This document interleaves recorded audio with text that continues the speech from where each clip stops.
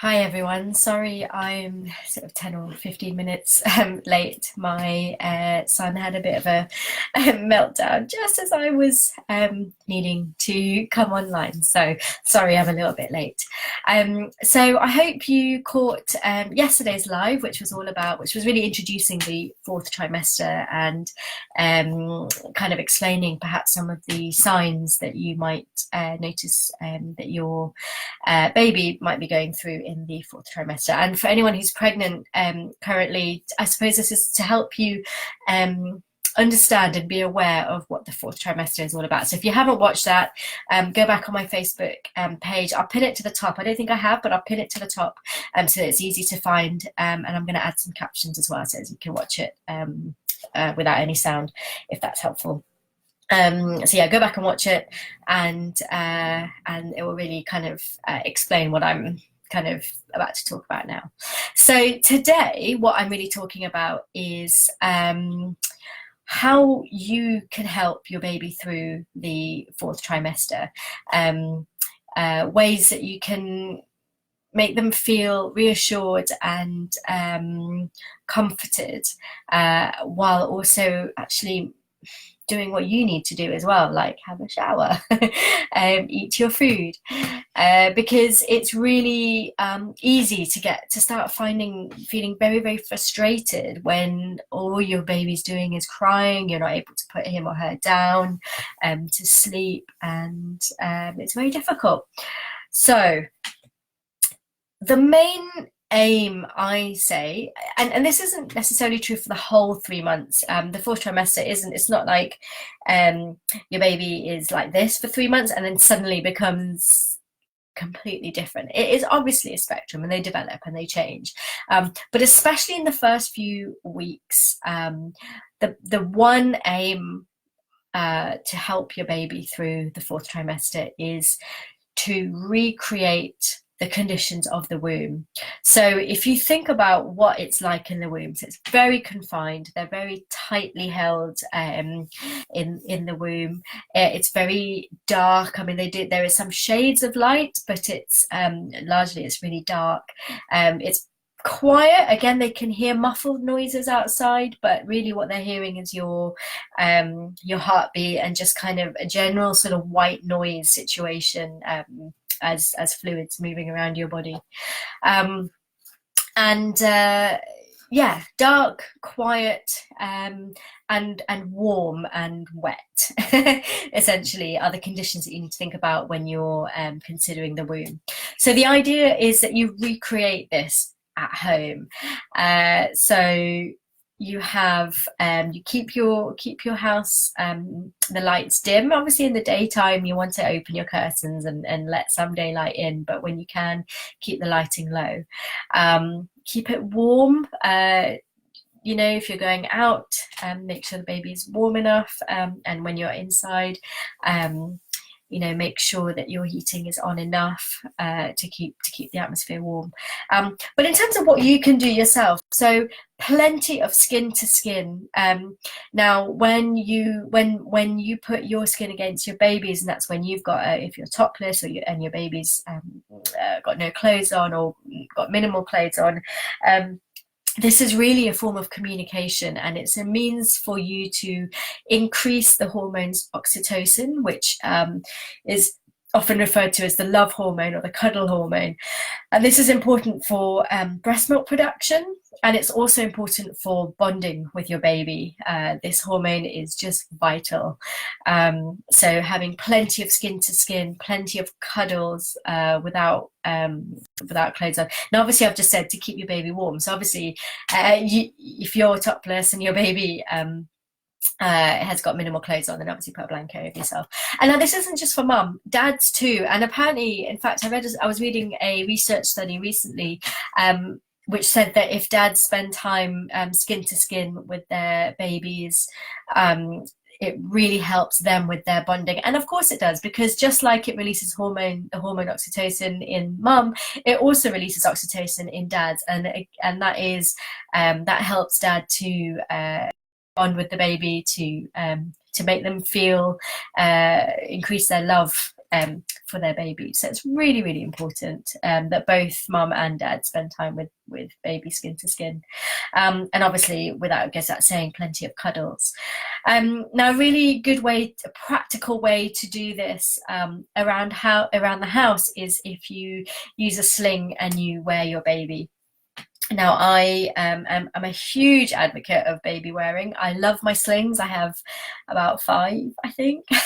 And I never really used a pram for the first, certainly for the 4th trimester, in those first 3 or 4 months of my baby's life. We didn't really use a pram. We tried. He didn't really like it. He just cried. And he's so easy to carry around. It's much, much easier to carry a baby in a sling than in a pram, which is quite big and bulky. So there's plenty of great slings out there, perfect for newborns. If you've got a local sling library, get down to it and get some advice on the best one for you and your newborn.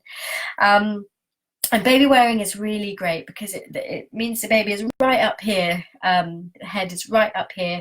He can listen to your heartbeat. He can feel your skin or feel your warmth, and it's very reassuring. And like I said, it feels like the womb because you must have them quite tightly wrapped when you're using a sling. It's very important from a safety point of view that they're very tight in. And again, as you can imagine, that recreates the feeling that they have in the womb. Another way that you can really help your baby and yourself is if you consider bed sharing. Now, I know bed sharing is not for everyone, and most mums kind of start off thinking, I'm not going to bed share. And this might be true, this might be you, and that's absolutely fine. But most mums, I think up to something like 60% of mums admit to sharing at some point in their baby's life. And that's the people who will actually openly admit it. For some reason, there's a real culture of shame around bed sharing. It's perfectly normal. It's biologically normal for your baby to want to be near you.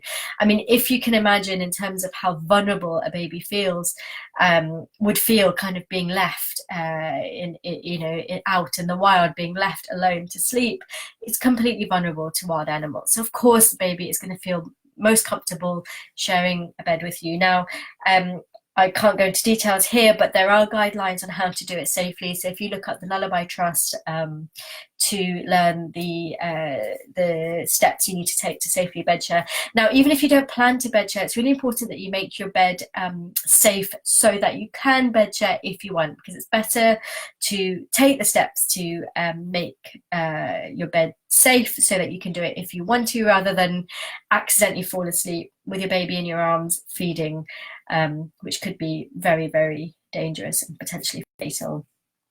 So if you at least are aware of the steps to make bed sharing safe, then please do that.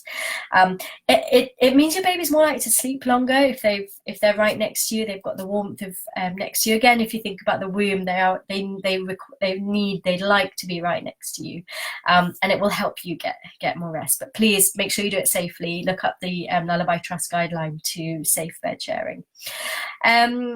Another thing that will really, really help is if you use white noise. As I said, it recreates the sounds that they were really comfortable in the womb.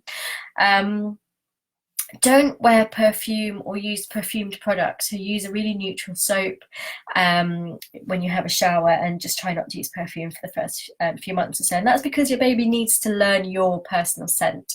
It's very important for that bonding time. And don't force any routine. So don't try and think, oh, baby needs to be sleeping for this amount of hours and should only be feeding for this amount of times a day. It's rubbish. Babies don't have any routine for those first few months. They can't. They don't know the difference between day and night. For them, feeding, whether it's breastfeeding or bottle feeding, it's more than just nutrition. Actually, it's a lot of it is for comfort, especially for breastfeeding. So if you are breastfeeding, make sure you're feeding on demand. Don't try and force a schedule. It's very, very outdated. If someone tells you to, baby should only be feeding every 4 hours or something, it's extremely outdated advice. Babies don't just feed for hunger, and they are actually hungry about every 2 hours, but they're not actually always feeding because they're hungry. They could be They might need comfort, they might need reassurance, they might need a little drink, it's hydration as well. But most importantly, they're probably trying to up your supply. So this is where cluster feeding comes in, or when you feel like the baby's not really getting enough and is kind of feeding and fussing and feeding and fussing. That is their way of upping your supply, because your breast milk works on what we call a positive feedback system. So the more baby feed, the more your breast milk will be produced, the more your body is told, oh, the baby needs milk. And that's really important in those first few days and weeks, to allow your baby to do that. Now, if you need help with breastfeeding, I'm not a breastfeeding consultant. You can get help from your midwives. You can call the Let's League or the Breastfeeding Network helpline, or you can get a breastfeeding consultant to come in and come and watch you if you're having trouble breastfeeding. But it's really important feeding is a really really important part of that fourth trimester, to give yourself the time and give your baby the time to bond, to get that breastfeeding routine going, and give your baby your comfort that they need. So I hope that there's quite a lot of information in quite a short period of time, but essentially your main job in that first few weeks and months in your fourth trimester is to recreate what the womb would look like. So think about what your womb might be like and try and recreate that at home. I hope that was helpful. Let me know if you have any questions. Let me know if there was one thing that you learnt during this talk that you didn't know before, and tune in tomorrow, where I'm going to be talking about why honouring the fourth trimester actually is really, really good for mums as well. So join me tomorrow, same time. Hopefully I won't be late this time, and see you then. Bye.